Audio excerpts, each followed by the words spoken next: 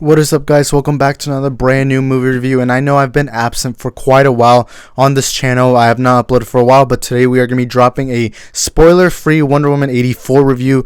And for those wondering why it took me a while to do this review, is because I've been insanely busy for the holidays. There's been guests, and I also had to work. I've told people that I wouldn't be able to upload for a while, but now I am back on the channel, and I will be making a ton of Wonder Woman 84 videos. So if you're into that, please hit that subscribe button. And today I'm going to be talking about my thoughts on the film and a spoiler-free review. And let me get in. This is gonna be a tough movie to explain on what if I like it or not, because this movie left me very mixed. So I was hyped up for the movie. All the trailers looked pretty good to me, and I was hyped up. I still remember when that first trailer dropped over a year ago in December, I think it was. Yeah, at a Comic-Con in Brazil. I remember thinking, oh my god, I cannot wait for this film. But I was also skeptical because I remember when I first heard Chris Pine was coming back as Steve Trevor, there's behind the scene images, and I was like, what? It's like, why bring back Steve Trevor? And then I heard that now there was reschedules. The movie was supposed to come out, I think, a year ago in December. Then it got moved to July of this year, but then it also got pushed again in November, then again in December. The first time left me worried. The other ones, I wasn't worried, mostly because of the fact that there was a pandemic going on, and I completely understand. And so this movie left me very worried about that. It also left me worried, that they brought back Steve Trevor. That worried me a ton.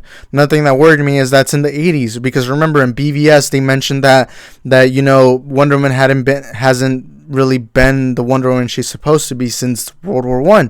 She has kind of felt absence, and then she came back finally again in BVS. So I was really hoping they wouldn't ruin the continuity. Another thing I was worried is that Jeff Johns is behind this. Now, Jeff Johns, as much as I respect him, I've hated a lot of the things he's done in the DCU, and I would even say he's ruined the DCU for the most part. I didn't like Justice League. I didn't like, the things he was involved in, to be honest. There's some things that I liked from him, but some things I didn't like. And Wonder Woman 84, when I knew he was going to write in it again, I was very worried about it. This movie left me very worried also because of the first screening, because remember, when the first viewing of Wonder Woman 84 happened, a lot of reviewers were saying it was a bad movie and they couldn't handle it. And another thing that left me worried is that first movie was just so good that I was wondering if it could even live up to that one. I love that first Wonder Woman movie so much. In fact, I don't think you'll ever meet a person who talks more about that film more than I do. And so I was very worried about how they would handle this film. And let me just say, I enjoyed it. I had fun with it, and I thought it was a pretty good film. Let me get the good out the way. Sorry if I'm reviewing the movie differently. It's just I have such a mixed bag of feelings that it's just running through my head right now. So I went to the theaters, and I went to go watch it, and I had fun with it. I enjoyed it. I went to the theaters because my theaters are open. Where I live, there isn't that many cases, and so I decided to support the theatrical experience and go out of my way to go watch this film in the best possible viewing. And even though I already have HBO Max on subscription base, by the way, I did watch it a second time so I could do this review much more properly. And let me get Pedro Pascal as Maxwell Lord was the best part of this film. Yes, I was left surprised hearing that out of my mouth. When I left the theater, all I could think of was Maxwell Lord. I didn't think of Wonder Woman. I didn't think of Steve Trevor. I didn't think of Cheetah. I didn't think of anyone else. All I thought about was Pedro Pascal as Maxwell Lord. Pedro Pascal, I remember watching him in Game of Thrones, and he was amazing, and I really liked him as an actor. Then I finally got to watch The Mandalorian. Actually, for that whole season 1, I didn't know he was Mandalorian. Then his helmet went off, and I eventually found out Pedro Pascal. I'm like, oh my god, he's great. Season 2 comes out, and then I also find out that he's going to be playing Maxwell Lord. What a year this man has had this year. Mandalorian and Wonder Woman 84. His film, Shark Boy and Lava Girl 2, also dropped, but nobody really cares about that film. But he's amazing in this film, and he steals the show, and I loved him. I loved his motivation. I would even say he's one of the best DCEU villains so far. I don't think he is the best. I think General Zod, Lex Luthor, wait, what other villains could I say? Yeah, they're much better. He is better than Ares by far. I loved him way more than Ares, because Ares, I feel like, struggled at the very end of the film. But that was the best part of the film. Kristen Wiig as Cheetah. I loved her first and second act of the film a lot. In fact, I would even say it's the character I really loved the most in the first act. But her third act was very weak and poorly executed and left me thinking, why? And I'm gonna try not getting into spoilers. So don't assume that I'm gonna get into spoilers. Chris Pine. I've always said this. He is my favorite Chris out of all the actors out there. And there's a lot of Chris's. Chris Pratt, Chris Evans, Chris Hemsworth. And I will always say this. Chris Pine is the best Chris out of them all. And his Steve Trevor stole the show in that first Wonder Woman. And to me, that was the best, his best performance. And I do think he stole the show from Gal Gadot in that film. And I do think that film wouldn't have done any well if he wasn't there. And ever since then, Chris Pine I've respected. But what I'm about to say will make me sound like I'm not a fan of his. But I did not like him really a lot in Wonder Woman 84. And this isn't a stick to him as an actor. This is more of how Patty Jenkins and everyone wrote him in. First off, bringing him back was annoying already. And then when they brought him back, they brought it back in a poorly executed way. When bringing back a dead character, you're like emotional. You're like, oh my gosh, no way he's back. But when I saw him, I'm like, really? That's how they decided to do it? And I'm trying not to say how they brought him back, but I did not really like how they brought him back. But even like that, I still think that he didn't get enough screen time. And all the screen time he was in, it was just, hey, look, he's not from the 80s, so it's all confusing for him. That was the whole thing. That was the only thing he was there for. And, I mean, that's really it. It's just, oh, look at him. Look, he's so confused because it's the 80s. And it's like, to me, that's not a very good character. I didn't like that much. And as much as I love Chris Pine, they really mishandled his character in this film. And I said this, I loved his Steve Trevor. And the fact that I didn't like it in this second film speaks volumes to what happened. And now Gal Gadot, she's been in so much controversy this last few days because lots of people either hated or loved her performance. I am in the mixed. Gal Gadot, I'm not going to blame her because, look, she did what she could. But Patty Jenkins and everyone who wrote this film, all the writers, first and second act of the film, Wonder Woman is written so terribly and so poorly that I remember after we got finished with the first act, I thought to myself, no way are you going to ruin this character that we as fans have grown up to love. Because she was amazing in that first film. She was amazing in Batman vs. Superman. She was great in those two. And I'm for sure thinking that she's going to be great in the Snyder Cut. But her character was so poorly written in the first and second act. She is not loved in this movie at all in that first and second act. And the first and second act do nothing for her character. A lot of lazy writing, a lot of cheesy writing. And her character, in fact, in the first act comes off as the character I don't like. I like Maxwell Lord and Cheetah more than her. And it makes her come off as this character I don't really care about. Why should I care about this character? Don't tell me, oh, it's because of that first film. Yeah, that first film made me want to watch this movie. But at the same time, every movie should be on its own thing, standing up on its own. And when you just tell me, oh, you should like this character because of the last movie, then I immediately want to walk out of that theater. I can't stand how they destroyed Wonder Woman in that first and second act. In the third act, they finally got her well. And Gal Gadot in the scenes where she's crying, she is phenomenal in those scenes. Oh my God, Gal Gadot in her crying scenes felt like she was actually crying of something that happened on set. That's how impactful it felt when she cried. And those are the four actors. Wait, no, I already did. So Pedro Pascal was great. Chris Pine was okay. Gal Gadot was okay. Now let's get into Kristen Wiig. Wait, I already said what I thought about Kristen Wiig, but I'm just going to say it again. I thought she was really well executed in the first and second act. You really felt her motivation. But that third act, the ending for her character felt like nothing. It felt like you just had wasted all your time and energy on this character. Now let me get to the rest of the movie. The cinematography felt really well. Everything looked beautiful. I loved the 80s vibe to it. I really enjoyed it. But CGI is getting very criticized a lot in this movie. Honestly, I didn't see bad CGI. I think people are just too nitpicky. The CGI looked pretty good, but the action does look god-awful in some parts. One particular scene that left me thinking, yeah, the action is pretty bad, is, this is in the trailer, by the way. It's when Cheetah and Wonder Woman fight, with Wonder Woman in the Golden Eagle armor. I would say that was a terrible fight. It felt so weirdly choreographed. Like, it was so weirdly executed, and I didn't like it. This movie barely has any action, and that's not really a big criticism I have. I mean, The Dark Knight, you could even say it doesn't have too much action, although, I mean, it does have more action than this film. But I'm not someone who thinks every movie needs action, even if it's a comic book film. But there's very limited action in this film. In fact, it takes you a while to even see Wonder Woman in her Wonder Woman suit. And it even takes a while to finally mention the Golden Eagle armor in present time, or the 80s. And so, to me, a lot of the film was lazily executed, lazily written, or everything felt too quick. And a lot of people are criticizing the cheesiness of the film. I actually like the cheesiness. What I didn't like is that some parts felt so overly cartoony. Like, this isn't a spoiler because this was in the trailer. The invisible jet. I'm not going to say exactly how the invisible jet is brought in, but the way they did it makes you think, what? You're telling me all of a sudden the jet is now invisible? And you're left there like, oh, there's no hints to this at the first nor second movie. It was just, okay, all of a sudden, let's make the jet invisible. And I am someone who grew up reading Wonder Woman comics. I am someone who loves Wonder Woman.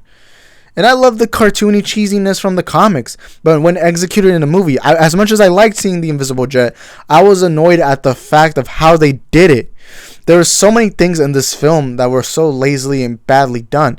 I know I'm criticizing this movie a ton, but this movie did not live up to what that first film was. Another thing I also had to criticize is the tone of the movie. The first tone of the first film was all this dark, gritty world, how this shining beacon of hope is out there in this dark, gruesome time period, saving humanity.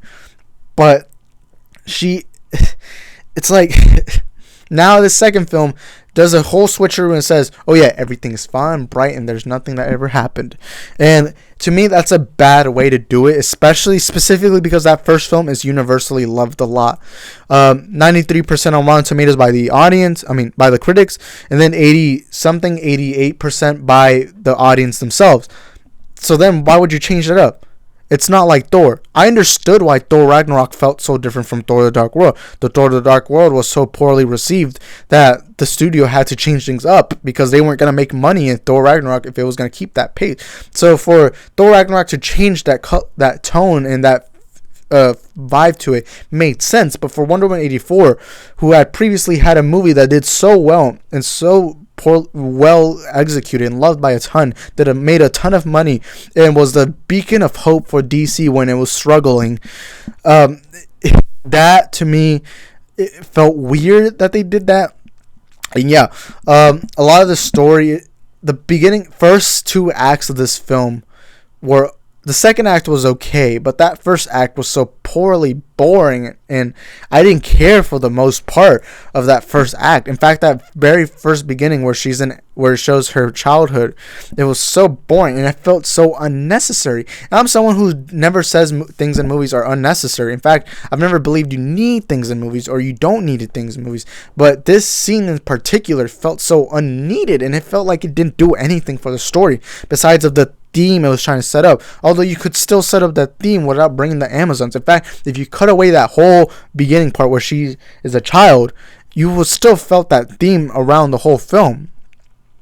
And it's just, this movie at the first act, it felt like all it was doing was telling the audience, oh, this is the 80s. Oh, this is what Wonder Woman's up to. It doesn't show much action besides that mall fight at the beginning. And that's really it. The mall fight, I actually liked the mall fight, but most of the movie just was, oh, let's just talk about things that are happening. Let's not actually do things. Let's not get the audience feeling it.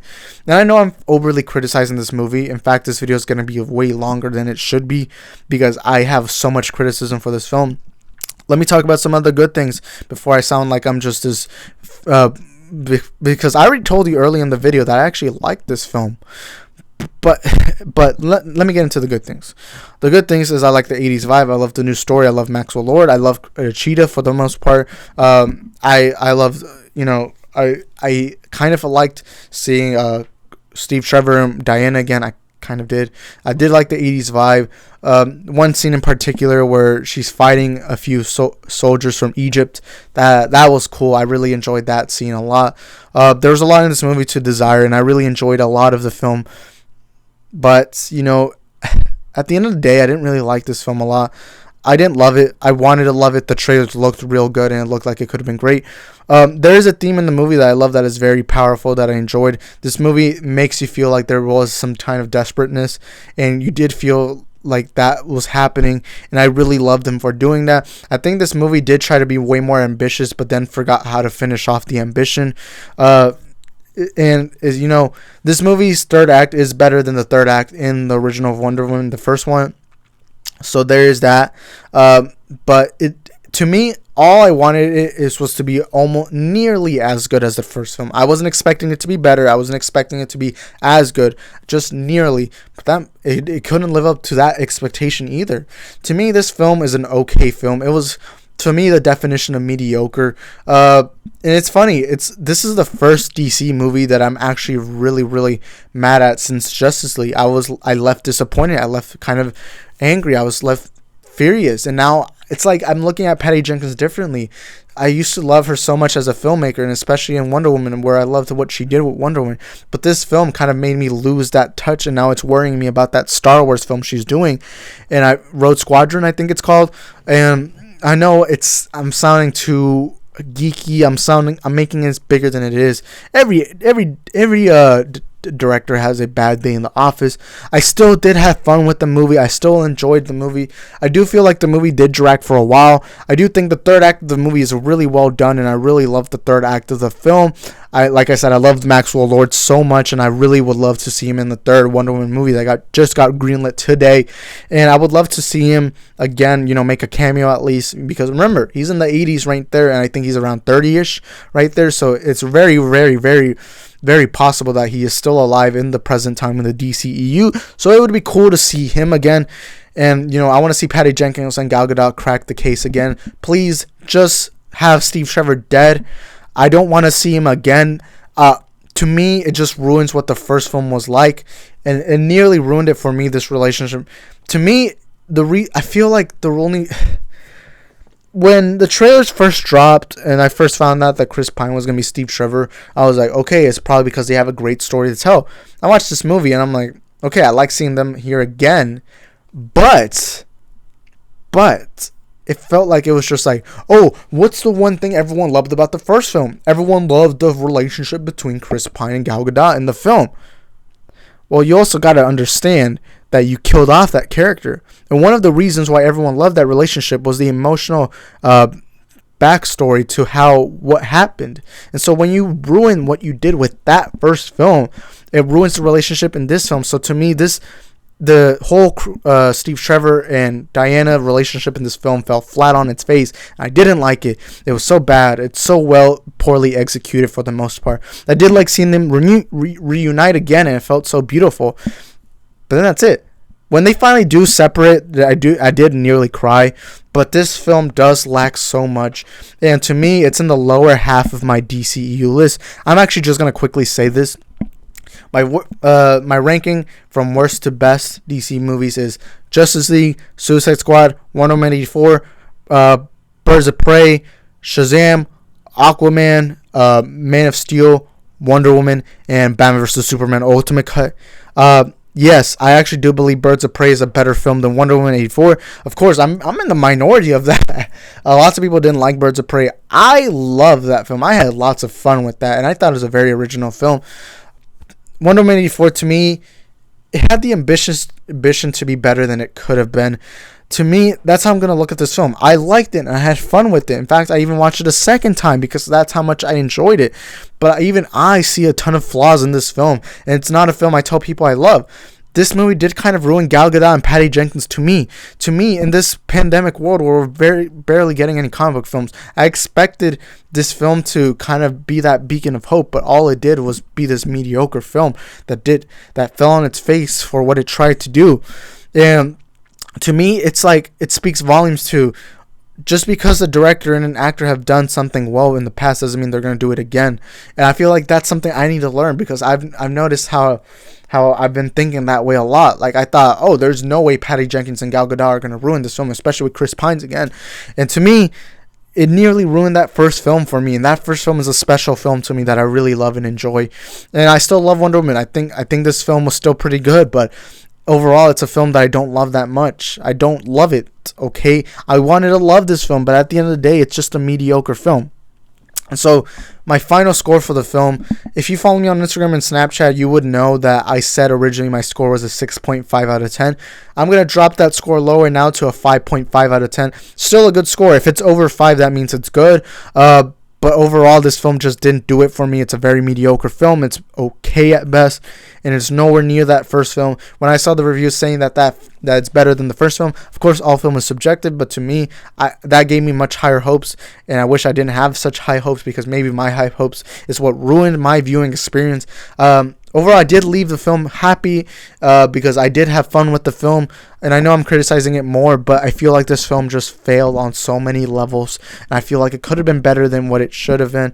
And I enjoyed it, but it is in the lower half of the DC list I have. It's not it's not going to be a film that I remember. I don't even know if I'm going to buy it on Blu-ray.